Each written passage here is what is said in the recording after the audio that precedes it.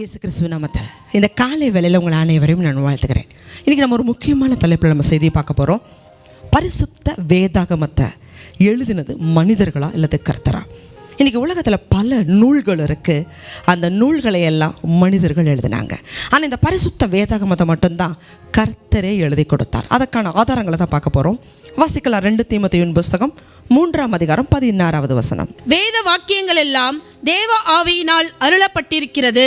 வேத வாக்கியங்கள் எல்லாமே தேவனால மட்டும்தான் அருளப்பட்டிருக்கு. தீர்க்க தரிசனமானது ஒரு காலத்திலும் மனுஷருடைய சித்தத்தினால உண்டாகல. அது தேவனுடைய பரிசுத்த மனுஷர்கள் பரிசுத்த ஆவியினாலே ஏவப்பட்டு பேசினார்கள்ங்கிறத நீங்க வாசிக்க முடியும். எப்படி பரிசுத்த ஆவியினால ஏவப்பட்டு பேசினாங்களோ அதே போலதான் பரிசுத்த ஆவியினால் ஏவப்பட்டு எழுதினார்கள். மோசேவை குறித்து நம்ம பார்க்கும் பொழுது ஆதியாகமும், யாத்திராகமும், லேவியராகமும், என்னாகமும், உபாகமம் இந்த 5 ஆகமங்களையுமே எழுதினது மோசே. இந்த மோசே எகிப்துடைய சகல சாஸ்திரங்களையும் கற்று தேர்ந்தவர். வேதாகமத்தை எழுதியிருந்தார்னு சொன்னால் முழுக்க அந்த சாஸ்திரங்களுடைய காரியங்கள் தான் உள்ளே வந்திருக்கணும். ஆனால் முழுக்க கர்த்தருடைய சகல காரியங்களையும் அவர் ஏவப்பட்டு எழுதினாருங்கிறத நம்ம வாசிக்க முடியும். யாத்திராகமம் 24:4 வாசிக்கலாம். வாசிங்க. மோசே கர்த்தருடைய வார்த்தைகளை எல்லாம் எழுதி வைத்து அதிகாலமே எழுந்து மலையின் அடியில் ஒரு பலிபீடத்தை கட்டி இஸ்ரவேலுடைய 12 கோத்திரங்களுடைய இலக்கத்தின்படியே 12 தூண்களை நிறுத்தினான். தேவனால ஏவப்பட்டு மோசே எழுதினார்.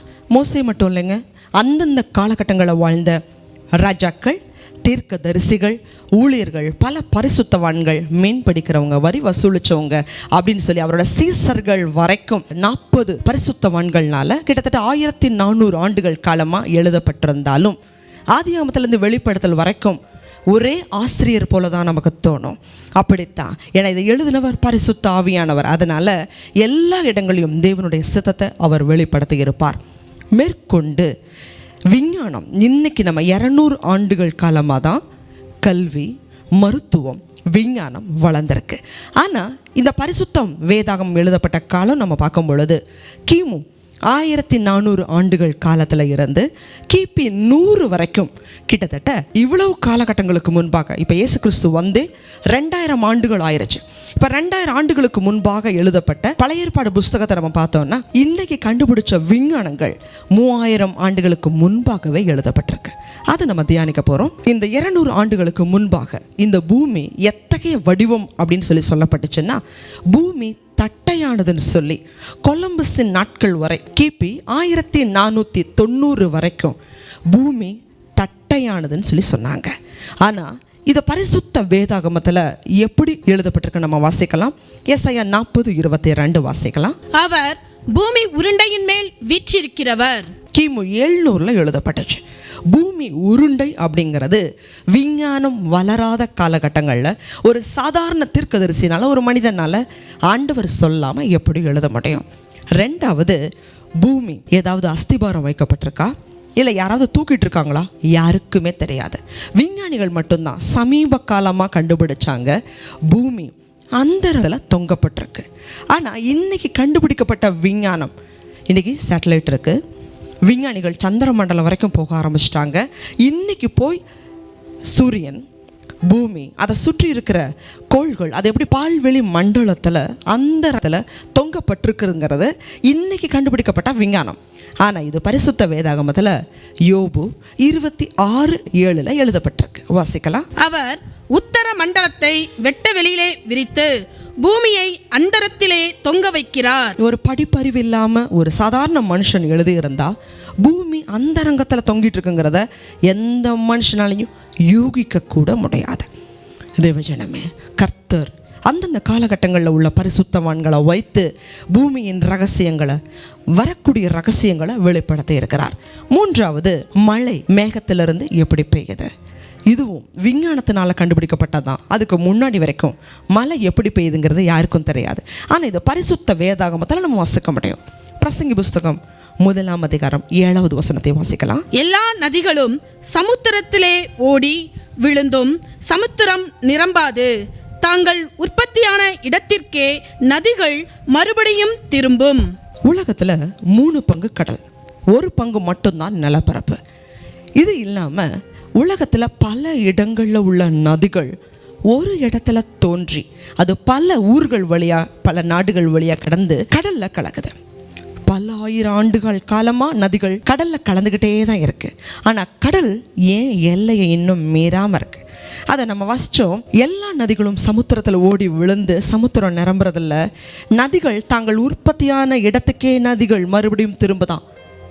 கடலில் விழுந்த நதி எப்படி மறுபடியும் தோன்றின இடத்துக்கே போக முடியும் அப்படின்னு சொன்னால், கடலில் உள்ள தண்ணி நீராவியாக மேலே மேகங்களுக்கு எடுக்கப்படுது. அது காற்றுனால பல இடங்களுக்கு வானத்தில் பரவுது. அந்த இடத்துலேருந்து கடலில் உறிஞ்சப்பட்ட நீர் மழையா பூமிக்கு வருது. மறுபடியும் அது ஆறுகளில் கலந்து ஆறுகள் சமுத்திரத்துக்கு வருது. இதை பிரசங்கி எழுதின சாலமோனால் எப்படி கண்டுபிடிக்க முடியும்? தேவன் ஞானத்தை கொடுத்தார், எழுத வைத்தார். இதை யோபு புஸ்தகத்தில் 36, 27, 28 கூட நீர்த்துளிகளை அணுவை போல் ஏற பண்ணுகிறீர், அவைகள் மேகத்திலிருந்து மழையாய் சுரிகிறது, அதை மேகங்கள் பெய்து மனுஷர் மேல் பகுதியாய் பொழிகிறது.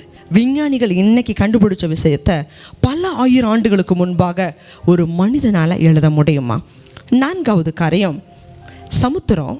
நம்ம போய் கடற்கரையில் நிற்கிறோம், அலைகள் கொந்தளிச்சு பொங்கி வருது. ஆனால் என்னைக்கு அது எல்லையை மீறி இருக்கு? இன்னைக்கு வரைக்கும் அதை யாருனாலே கண்டுபிடிக்க முடியல. இவ்வளோ பெரிய கடல் எப்படி எல்லை வரைக்குமே வருது? அதுக்கு மேலே கடக்க முடியல. இதுக்கான ஆதாரத்தை வசனத்தை கர்த்தரே சொல்லியிருக்கிறார். யோபு புஸ்தகம் 38, 8வது வசனத்தை வாசிக்கலாம். கற்பத்திலிருந்து உதிக்கிறது போல் சமுத்திரம் புரண்டு வந்த போது அதை கதவுகளால் அடைத்தவர் யார்? நான் அதற்கு எல்லையை குறித்து அதற்கு தாழ்பால்களையும் கதவுகளையும் போட்டு இம்மட்டும் வா, மிஞ்சி வராதே, உன் அலைகளின் பெருமை இங்கே அடங்கக்கடவது என்று நான் சொல்லுகிற போதும் நீ எங்கே இருந்தாய்? நம்ம பார்க்குறோம், சமுத்திரத்துடைய எல்லையை மீறாதபடி திட்டமணினவர் கர்த்தர். அதே போல் ரத்தம் அப்படின்னு நம்ம பார்க்குறோம் அப்படின்னா, இன்றைக்கி மருத்துவர்கள் சில ஆண்டுகளுக்கு முன்பாக வரைக்கும் அவங்க சொன்னாங்க ஒரு மனிதனுடைய உயிர் இருதயத்தில் இருக்குது. ஆனால் அதற்கு பிறகு அது இல்லைங்கிறத கண்டுபிடிச்சாங்க. அதுக்கு பிறகு ஒரு மனிதனுடைய உயிர் மூளையில் இருக்குன்னாங்க. ஆனால் பிரைன் டெத்தாயும் அவங்களுக்குள்ள உயிர் இருந்ததை கண்டுபிடிச்ச மருத்துவர்கள் இல்லை அப்படின்னு சொல்லி பல ஆய்வுகளுக்கு பிறகு இப்போ சொல்கிறாங்க ரத்தத்தில் உயிர் இருக்குது. ஆப்ரேஷன் பண்ணணும்னா ரத்தம் வேணுங்கிறத இப்போ சொல்கிறாங்க. ஆனால் இதை பரிசுத்த வேதாகமத்தில் லேவியராகமத்தின் புஸ்தகம் 17, 14 வாசிக்கலாம். சகல மாம்சத்துக்கும் ரத்தம் உயிராய் இருக்கிறது, ரத்தம் ஜீவனுக்கு சமானம். ஆகையால் எந்த மாம்சத்தின் இரத்தத்தையும் புசிக்க வேண்டாம். சகல மாம்சத்தின் உயிரும் அதன் இரத்தந்தானே. அதை புசிக்கிற எவனும் அறுப்புண்டு போவான் என்று இஸ்ரவேல் புத்திரருக்கு சொன்னேன். ஒரு மனுஷனுடைய உயிர் இரத்தத்தில் தான் இருக்குங்கிறத ஒரு கல்வி அறிவில்லாத மருத்துவ அறிவில்லாத மோசேவால் எப்படி எழுத முடியும்? இவைகள் தான் வேதாகமம் கர்த்தரே எழுதினார் என்பதற்கான பல ஆதாரங்களில் சில ஆதாரங்களை பார்த்து கொண்டிருக்கிறோம். அடுத்ததாக மாரடைப்பு வியாதி. இன்றைக்கி ஒரு நெஞ்சு வலின்னு போனால், ப்ரெஷர்னு போனால் டாக்டர் சொல்கிறாங்க எண்ணெய், பொரிச்ச உணவு, கொழுப்பு சாப்பிடாதீங்க இன்னைக்கு டாக்டர்கள் சொல்கிறாங்க. ஆனால் இதை வேதாகமத்தில் லேவியராகமம் 4:19 வாசிங்க. அதன் கொழுப்பு முழுவதையும் அதிலிருந்து எடுத்து பலிபீடத்தின் மேல் தகனித்து. கர்த்தர் அவருடைய ஜனங்களுக்கு சொல்லியிருந்தார், நீ ஆண்டவருக்கு பலி கொடுக்கும் பொழுது அந்த கொழுப்பை தகனிச்சிடணும், அதை நீங்கள் புசிக்கக்கூடாது. இந்த 4ஆம் அதிகாரம் நீங்கள் முழுவதும் பல இடங்களில் வாசிக்க முடியும். கொழுப்பு சாப்பிடக்கூடாதுங்கிறத எப்படி ஒரு படிப்பறிவில்லாத மோசேவால் எழுத முடியும்? சில காலங்களுக்கு முன்னாடி வரைக்கும் ஒரு கறிக்கடைக்கு நம்ம பெண்கள் போனாங்க அப்படின்னு சொன்னால் கறி வாங்கும் பொழுது கொழுப்பையும் சேர்த்தி போட சொல்லுவாங்க. அப்போ தான் குழம்பு ருசியாக இருக்கும்னு சொல்லுவாங்க. இன்றைக்கி கூட பிரியாணி செய்யணும் அப்படின்னாலும் எந்த பதார்த்தங்களுக்கும் கொழுப்பு தான் ருசியை கொடுக்கக்கூடும் அப்படிங்கிறத நம்ம முன்னோர்கள் அறிந்திருந்தாங்க. ஆனால் இதை சாப்பிடக்கூடாதுங்கிறத ஒரு மனிதனால் யூகிக்கவோ தனியான அறிவில் சிந்திக்கவோ முடியாது. தேவஜனமே, இன்றைக்கி ஒருத்தர் உடல்நிலை சரியில்லைன்னு சொல்லிட்டு டாக்டர்கிட்ட போனாங்க அப்படின்னா டாக்டர் சொல்கிற முதல் காரியம் கொழுப்பு சாப்பிடாதீங்க, இதனால் மாரடைப்பு வரும், பிளட் கொலஸ்ட்ரால் வரும் அப்படிங்கிறத சொல்கிறாங்க. ஆனால் இதை படிப்பறிவு இல்லாத மோசே அப்படிங்கிற ஒரு பக்தனால் எப்படி எழுத முடியும்? வாசிங்க லேவியராகமத்தின் புஸ்தகம் 4ஆம் அதிகாரம் 19வது வசனம். அதன் கொழுப்பு முழுவதையும் அதிலிருந்து எடுத்து பலிபீடத்தின் மேல் தகனித்து. ஆதியாகமத்தில் இருந்து வெளிப்படுத்தல் வரைக்கும் பல தீர்க்க தரிசனங்கள் பல விஞ்ஞானங்கள், பல சரித்திரங்கள். இது எப்படி ஒரு சாதாரண மனிதனால் எழுத முடியும்? பிறப்பு கிமு கிபின்னு பிரிக்கப்படுது. கிபி 1ஆம் நூற்றாண்டு இயேசுடைய பிறப்பு ஆரம்பிக்குது. ஆனால் இவருடைய பிறப்பை குறித்து பல 100 ஆண்டுகளுக்கு முன்பாகவே ஆதியாகமத்தில் இருந்து பல வெளிப்பாடுகள், தீர்க்கதரிசிகளை கொண்டு தேவன் முன்னறிவித்தார்.